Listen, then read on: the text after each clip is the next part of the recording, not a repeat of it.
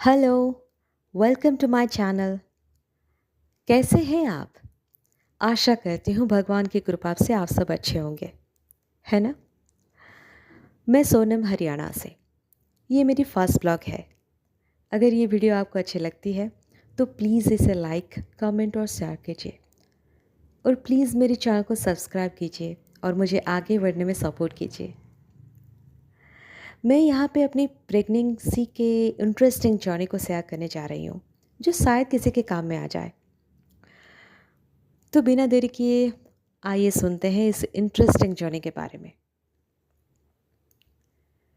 Pregnancy एक औरत का पूर्ण श्रृंगार होता है। कुदरत का दिया ये सबसे खूबसूरत उपहार है। ये सच है कि हर एक प्रेगनेंसी यूनिक होता है, जो मैंने अनुभव किया है अपने इस जर्नी में। कंसेप्शन के 25 डेज़ के बाद मैंने प्रेगा किट्स से कंफर्म हुआ कि प्रेगनेंसी पॉजिटिव है। फिर शुरू हुआ डॉक्टर कंसल्टेशन की। मेरी जो गायनेकोलॉजिस्ट डॉक्टर हैं वो बहुत अच्छी हैं।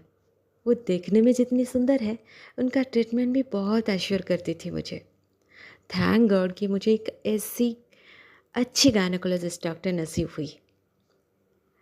अपनी ज़िंदगी की पहली प्रेगनेंसी खबर से मैं और मेरी हस्बैंड बहुत खुश थे, और दूसरी तरफ तकलीफ़ ऐसा था कि मानो जैसा जान चली जाएगी। मुझे प्रेगनेंसी के पहले 3 महीने बहुत नौजिया, वॉमिटिंग और सिवियर गैस्ट्रिक होता था, और उसके साथ साथ एक्सट्रीमली भूख लगती थी, और वो भी बहुत ही कम समय में। ऐसा भूख मैंने पहले कभी भी महसूस नहीं किया था अपनी ज़िंदगी में।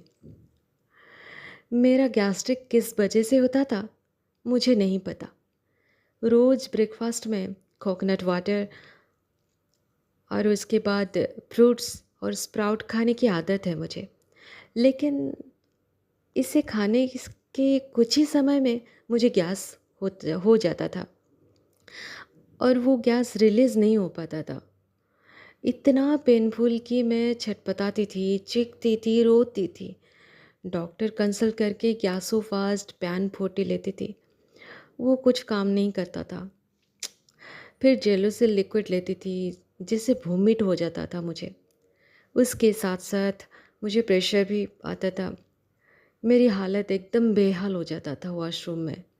बहुत ज़ोर ज़ोर से रोती थी, चिल्लाती थी, और चक्कर आता था मुझे, और चारों तरफ अंधेरा भी दिखता था। और वॉशरूम से भी मैं पैदल चल के बाहर नहीं आ पाती थी। लॉकडाउन की वजह से थैंक गॉड मेरे हस्बैंड का वर्क फ्रॉम होम चलता था, जो आज तक भी चल रहा है। वो मुझे संभालते थे, मेरे पास कोई और नहीं था। गवर्नमेंट कोविड-19 को पेंडेमिक डिक्लेयर किए थे, और लॉकडाउन की वजह से सोसाइटी में एक भी मेड नहीं आ रहे थे। तो बहुत मुश्किल था इससे मुझे खुद की हालत को संभालने के लिए। सब कुछ अकेले मैनेज किया मैंने, और मेरे हस्बैंड थोड़ा थोड़ा हेल्प करते थे। और एक बात बता दूं कि हर एक लड़की की ज़िंदगी में उसकी ऐसी हालत में उसकी माँ अपने पास ज़रूर होती है। लेकिन मेरी ये बदनसीब है कि मेरी माँ भी नहीं है, मेरे बाबा भी नहीं है, और इसी वजह से मुझे और भी तकलीफ़ होती थी। बहुत रोना आता था, उनको याद करती थी कि काश वो होते तो अपनी बेटी को इस हालत में संभालते, थोड़ा ख्याल रखते, मेरे हौसला बनते। बस माता रानी से मैं प्रार्थना करती थी कि हे माता रानी, मेरे हौसला बनाए रखना, मुझे उतना धैर्य शक्ति देना, ताकि सारी तकलीफ़ को मैं सहन कर सकूं, और मेरे कोख में जो एक जान पल रहा है, मैं आपके इस दुनिया में उसे लाना चाहती हूँ। मेरा ख्याल रखें और मुझे आशीर्वाद करें।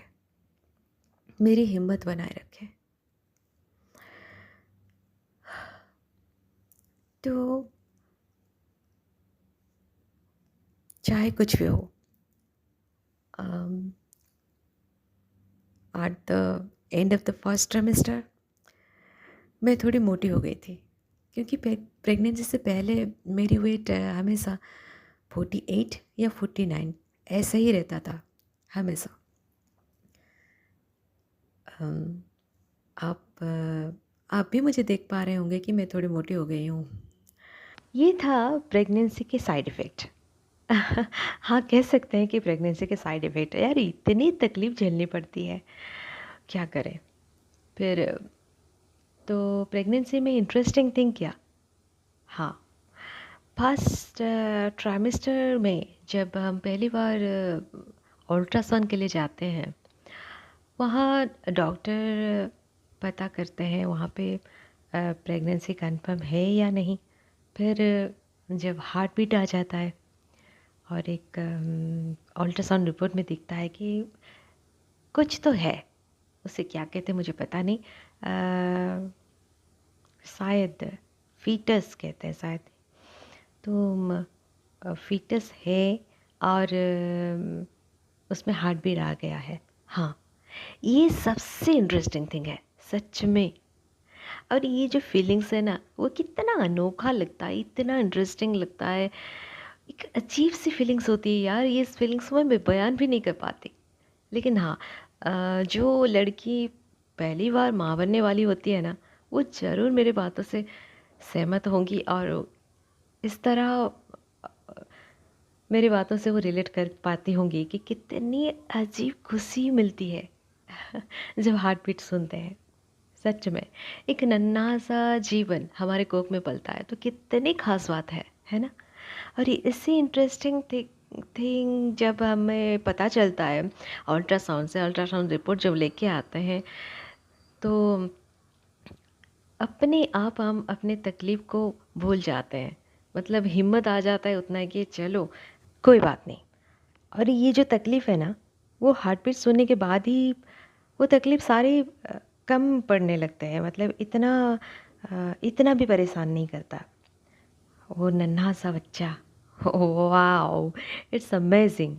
और पता है फ्रेंड्स, जब वो नन्हे से एक जीवन पलता है हमारे कोख में, उसका जो शुरुआती स्तर होता है ना, वो तिल के आकार का होता है। Can you imagine this? तिल, ओह माय गॉड। तिल के आकार का पहले शुरुआती होता है और फिर 9 महीने तक उस जीवन का विकास होता है हमारे कोख में। Wow, it's wonderful, right? इसीलिए तो प्रेगनेंसी एक वंडरफुल जर्नी है यार। और ये जो फीलिंग्स है ना, हम सिर्फ एक लड़की ही फील कर सकती है उसे। होने वाले बाप को खुशी तो होता है ज़रूर, लेकिन खास करके जो फीलिंग्स लड़कियां फील करती है, क्योंकि उसके कोख में पलता है एक नन्हा सा बच्चा, तो उसको जिस तरह से एक लड़की महसूस करती है अपने शरीर में जो कुछ भी होता है, वो एक बाप कहाँ महसूस कर पाएगा। इसीलिए लड़कियां खास हैं, राइट फ्रेंड? वेल, तो तिल के आकार के जो जीवन होता है ना, उसे जाइगोट कहा जाता है। आइए देखते हैं ये इंटरेस्टिंग फर्स्ट ट्रिमेस्टर में हमारा सो नन्हा सा बच्चा जो कोख में पलता है, वो मैं अपलोड किया है ये फ़ोटो।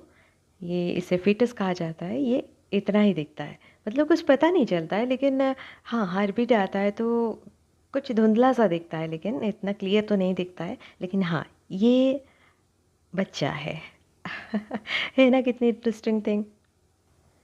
कोख में नन्हा सा बच्चा का पलना और उसका हार्ट बीट या अल्ट्रासाउंड रिपोर्ट, ये सब इतनी इंटरेस्टिंग लगा मुझे कि मैं धीरे धीरे अपनी सारी तकलीफ़ को भूलती गई।